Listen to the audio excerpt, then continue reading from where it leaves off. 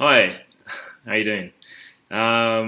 So I am gonna do a recording for the YPC app connecting students with professionals, and I have a few questions here, and I'm just gonna go through them one by one. So, first question: what's your name and where do you live? So my name's Guan, and I currently live in Williamsburg, New York. Originally, I'm from England, born in a small town just outside of London called Oxford. Second question: what job did you want to do when you were in high school?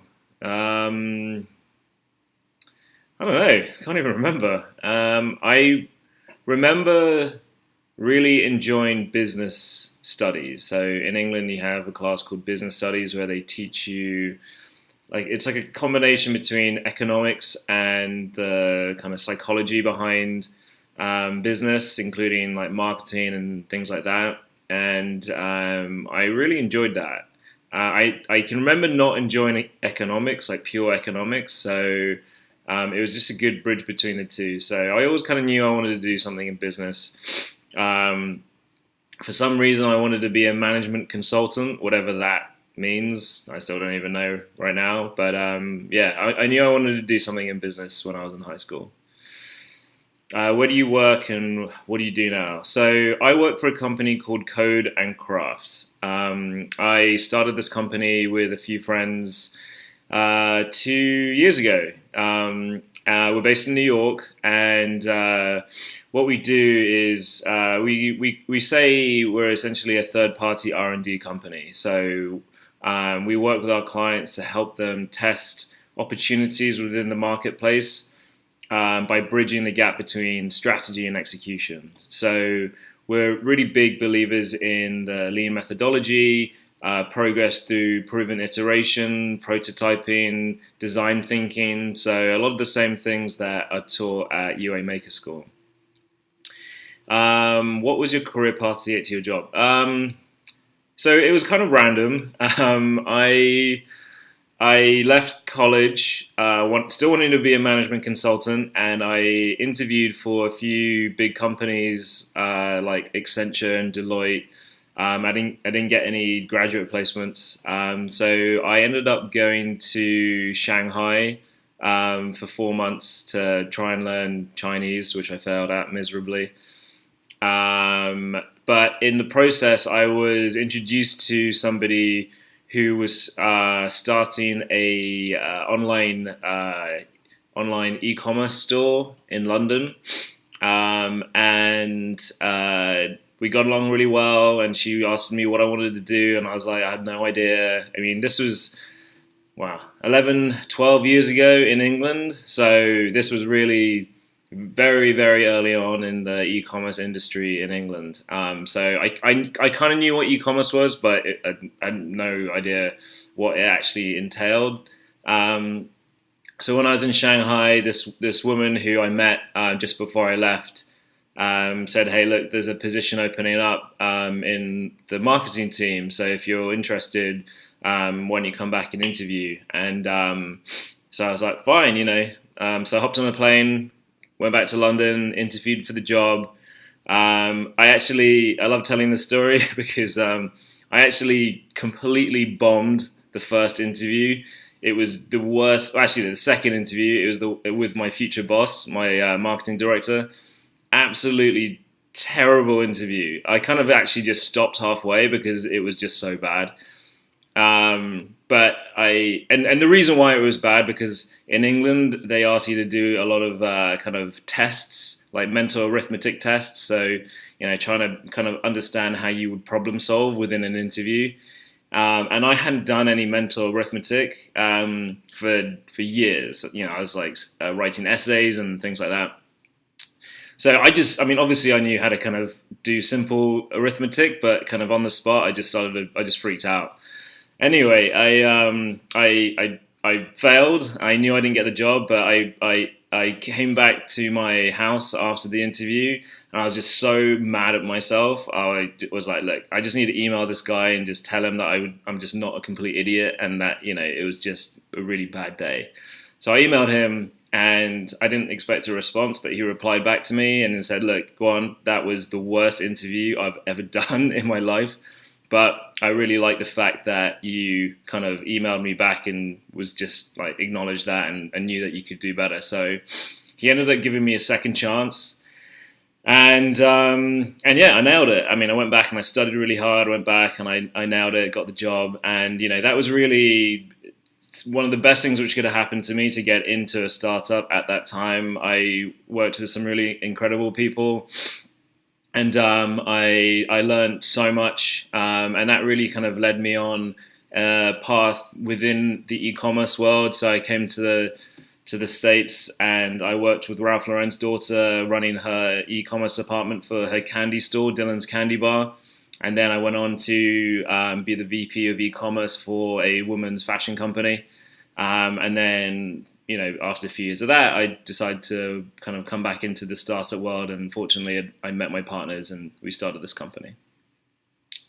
So what are the things that I do on a daily basis? It could be anything. You know, I think I'm very fortunate enough to be able to do a lot of different things in my role. So, you know, a lot of client strategy, going out and talking to our clients, understanding what some of their problems are, working with them to figure out, you know, what the right approach is to tackle certain challenges. I do a lot of research, like user research. So I put together and conduct phone interviews, in-person interviews. I do that analysis. I also do a lot of user experience design. You know, how to define user experience. Do a lot of user flows, sitemaps, wireframes, a lot of prototyping, a lot of kind of Google Sprint type things, so Crazy 8 sketching, things like that. I also do a lot of front-end development, but I probably do a little bit less of that now because what I'm doing a lot at the moment is a lot of virtual reality design and development, which is kind of where my passion is right now. What do I enjoy most about my job? I enjoy I just enjoy the freedom and flexibility that we try to provide to everybody within the company. You know, I think what's really interesting about the way that we work with our clients is, you know, like I said, we try to bridge that gap between strategy and execution. So we go and talk to our clients and really become part of their team, but then we also go off and actually make stuff. You know, that's something which I really miss doing from when I worked in the corporate world, like being able to kind of roll my sleeves up and get into some code, build something. I'm loving learning Unity and game design. So yeah, I think it's that kind of bridge between ideation and execution, which is I feel quite I feel very fortunate to be able to be in a position to do that, because it's not that common from at least my understanding, but it's something that we really believe in trying to support within our company, because we feel that's the best way to learn and be better at what you do. What's the best piece of advice somebody has given you? So the best piece of advice actually was from my aunt, who's also one of my mentors, and she said to me, actually, when I failed to get any job at the management consultancy companies, because one of the reasons why I think, at least in England, that is one of the aspiring careers to go for when you leave college, is because the graduate schemes are well funded, so you get, you know, a very nice kind of salary package and benefits when you first go into the workforce, which obviously as a student, when you don't have any money, it's quite appealing. And obviously when I didn't get that, I was like, oh, what am I going to do? And she said to me, never chase the money. You know, and if you unwrap that, it's kind of tied to something which I hear quite a lot at UA Maker, which is do something that you're passionate about, do something that you love. And I think, you know, part of the challenge when you first start off is you just don't know what it is that you enjoy doing. But I think a really important point is to create an environment where you can explore and test things that you might find interesting. And the reason why I always remember that notion of never chase the money is because, at least in my opinion, when you're first starting off, and even, you know, throughout your career, the appeal of money at the beginning tends to outweigh or lock you into a certain environment, and it's harder for you to drop that and go somewhere else. I mean, it's a very similar mentality to rapid prototyping. You know, don't try and build something that you're so kind of committed to or tied to that it's hard to throw away and start again. So at least that was my take on that bit of advice.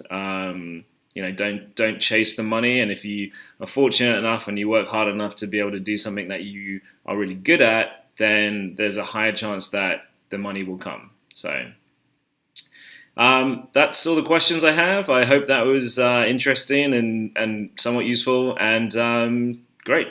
Thanks.